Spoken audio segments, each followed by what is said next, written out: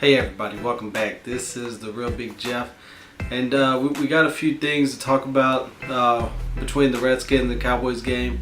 But first, definitely I want to say thank you all for all the birthday wishes I got over the weekend. I know you guys seen all the pictures of the new room, and man, it is awesome.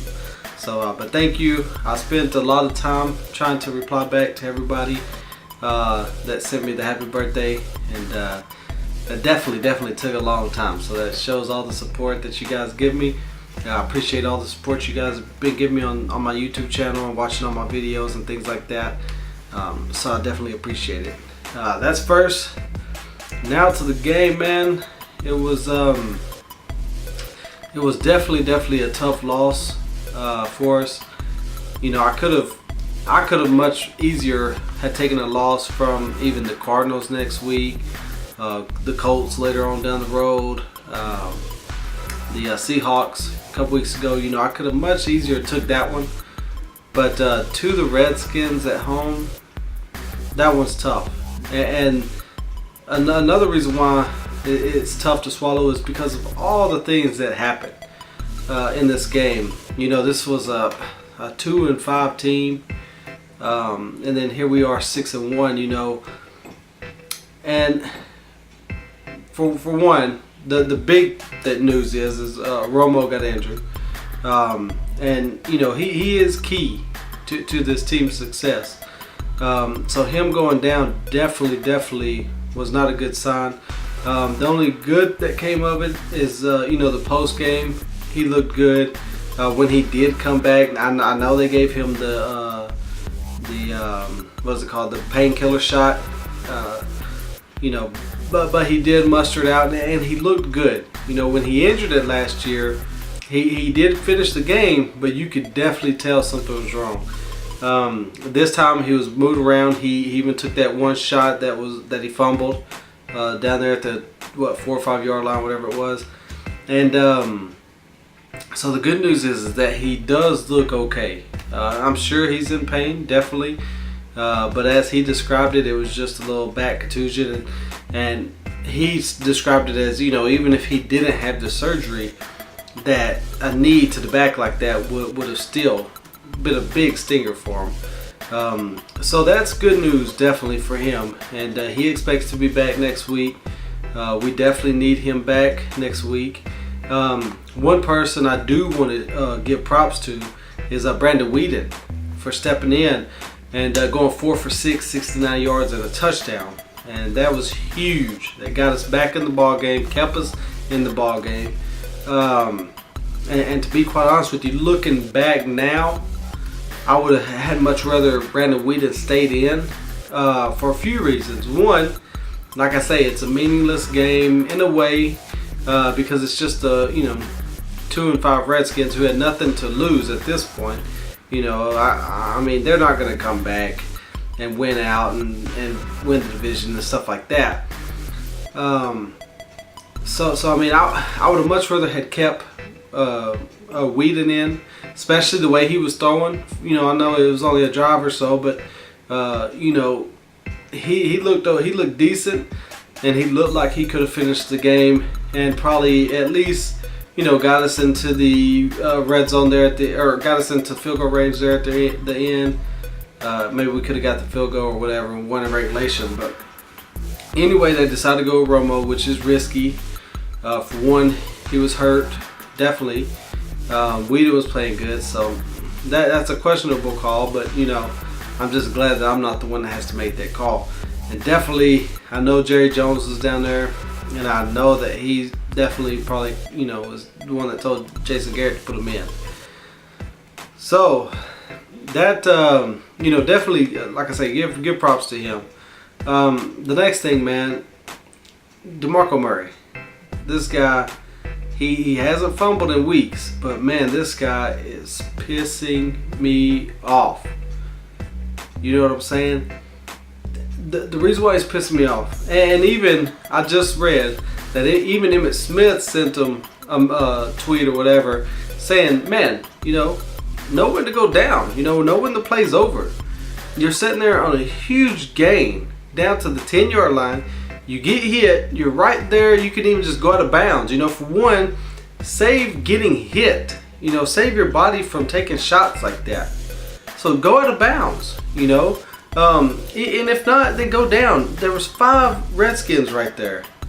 And everybody in the league knows that you have soft hands. And you know that 2 or 3 of them are trying to tackle you, and 2 or 3 of them are trying to rip the ball out. So go down or go out of bounds.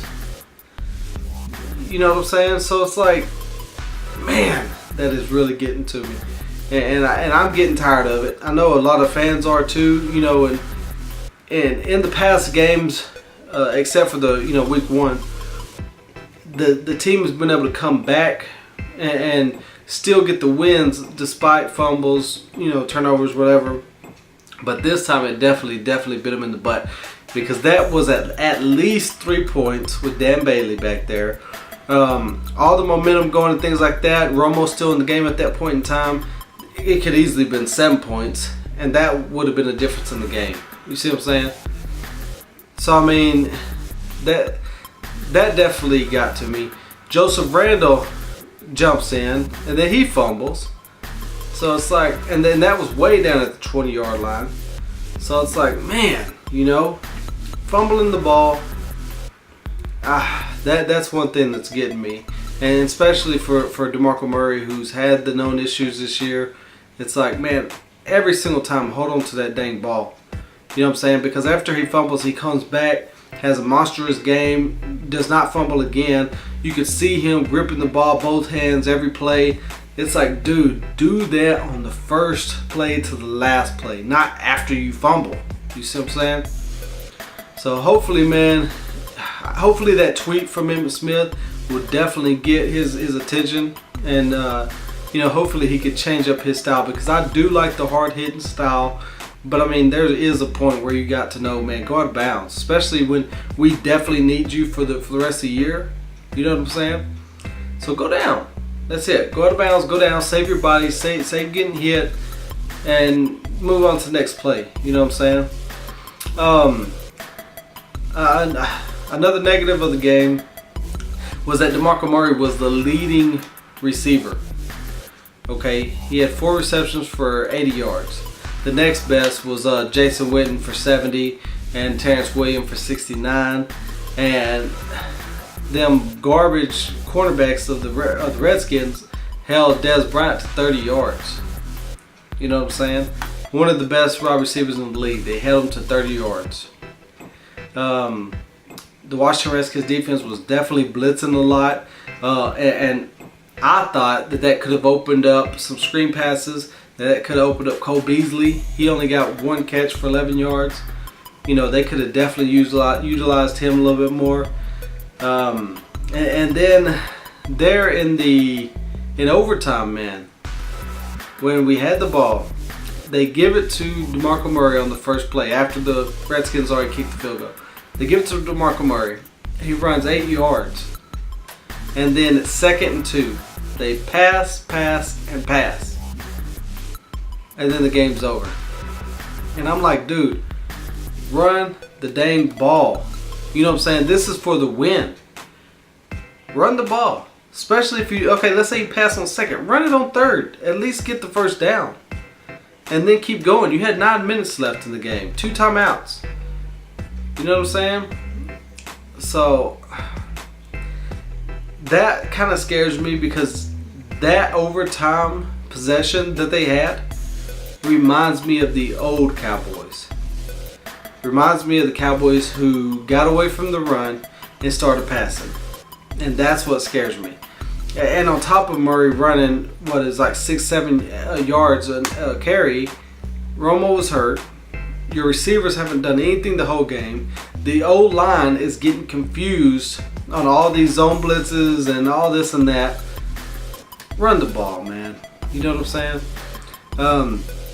I'm hoping that the rest of the NFL doesn't do what the Redskins do and blitz like they blitz, because obviously you could tell how young and inexperienced this offensive line is, because they definitely struggled with the Redskins blitz this week.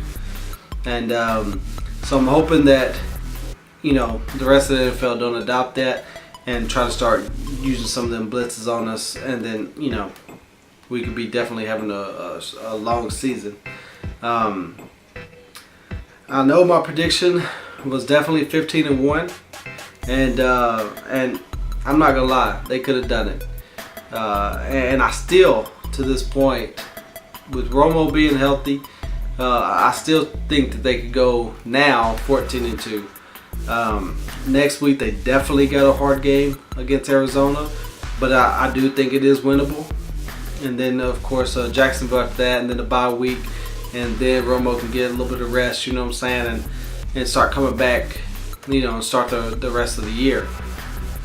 So definitely, man, I'm not panicking at this point. We are still first in the division. We still do got the Redskins. I mean the Eagles twice. So I mean, if we could definitely just win them games, we'll be in good shape to you know, definitely make the playoffs. And at this point, you know what I'm saying, if they keep playing like they have been despite yesterday's game, they could be you know, having a first round bye, which is always nice. And then home field advantage and whatever, you know. So hopefully, man, that's my goal, is to just get back on track. You know what I'm saying? They won 6 in a row. 6 more in a row would be nice, starting this next week. So that's where I'm at, man. And another bad news, we lost Justin Durant for the year with a torn bicep. So that's what I was saying, man. Yesterday's game was just all around not good. We're already short on linebackers.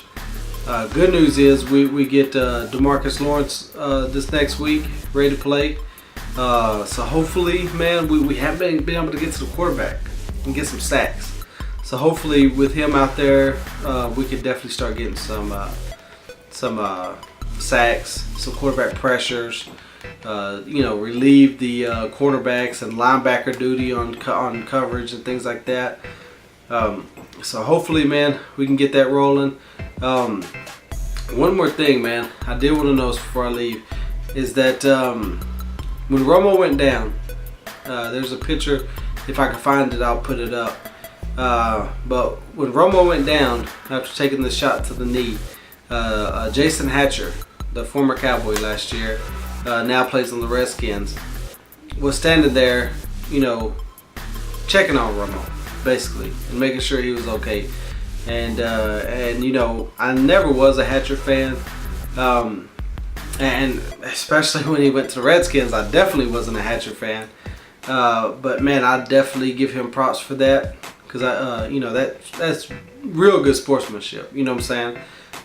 I can't say I would have done the same if I was in his position, but you know, that's awesome, and I appreciate that, and I just like to see that from you know, former Cowboys especially. You know what I'm saying? But definitely, man, last point, this will be it, is you know, I've never been a Romo fan myself, to be honest with you.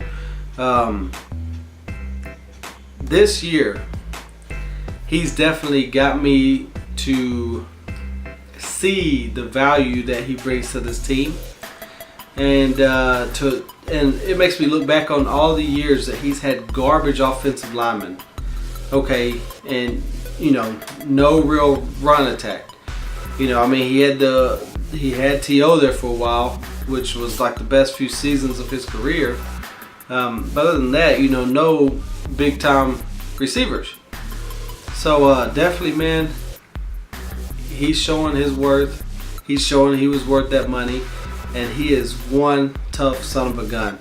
And you know, they were giving stats about how he got hurt, you know, ribs, whatever, and still comes back and play. Another example last night, man. This guy just had surgery last year. When he even got that injury last year, he still played. This year, he just got hit again and still made his way back out and played. And, you know, big props to him, man. That guy, he's definitely going to go down as one of the greatest quarterbacks in Cowboy history. And he definitely deserves that, man. So, that's the last point, man. Next week we'll be back. We got the Arizona Cardinals. Hopefully we can get back on the winning track and get some wins going on. And again, this week I'll post another pick, week 9 quick picks, and hopefully, man, we can get these few wins. Anyway, that's it for this one, man. We'll see you.